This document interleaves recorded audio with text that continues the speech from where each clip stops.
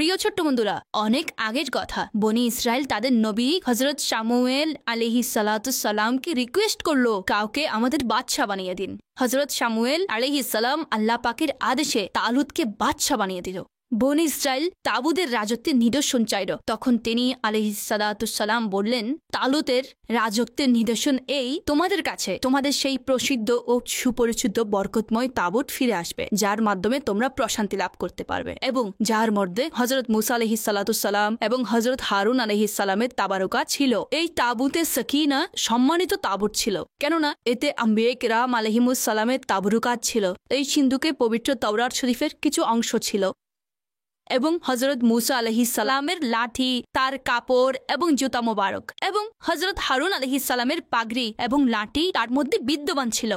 হযরত মুসা আলাইহিস সালামের পর এই সিন্দুক বনি ইসরায়েলে হস্তান্তরিত হলো।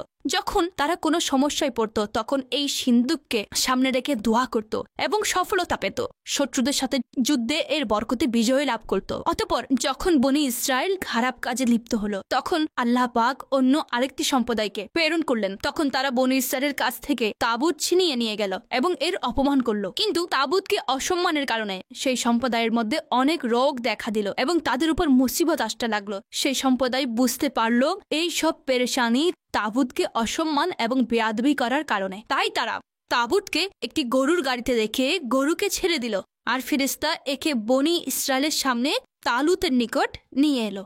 আর যেহেতু এই তাবুত আসা বনি ইসরায়েলের জন্য তালুতের রাজত্বের নিদর্শন করে দেয়া হয়েছিল, তাই বনি ইসরায়েল এটা দেখে তালুতের রাজত্বকে অ্যাকসেপ্ট করে নিল। আল্লাহ পাক কোরআন মাজিদে ইরশাদ করলেন, পারা 2 সূরা বাকারা আয়াত নাম্বার 248 আছে, وقال لهم نبيهم إن آية ملكه أن يأتيكم التابوت فيه سكينة من ربكم وبقية مما ترك آل موسى وآل هارون تحمله الملائكة। অর্থাৎ তাদেরকে তাদের নবী বললেন, তার রাজত্বের নিদর্শন হচ্ছে তোমাদের নিকট সেই তাবুত আসবে যাতে তোমাদের রবের পক্ষ থেকে প্রশান্তি রয়েছে এবং মুসার পরিবার এবং হারুনের পরিবারের অবশিষ্ট জিনিস আছে। ফেরেশতা তা বহন করে আনবেন। প্রিয় ছোট্ট বন্ধুরা, এই কোরআনী ঘটনা থেকে অনেক বিষয় জানা গেল। নাম্বার 1, বুজুর্গদের তাবারুকের সম্মান আবশ্যক। নাম্বার 2, এর বরকতে দোয়া কবুল হয় এবং প্রয়োজন পূরণ হয়।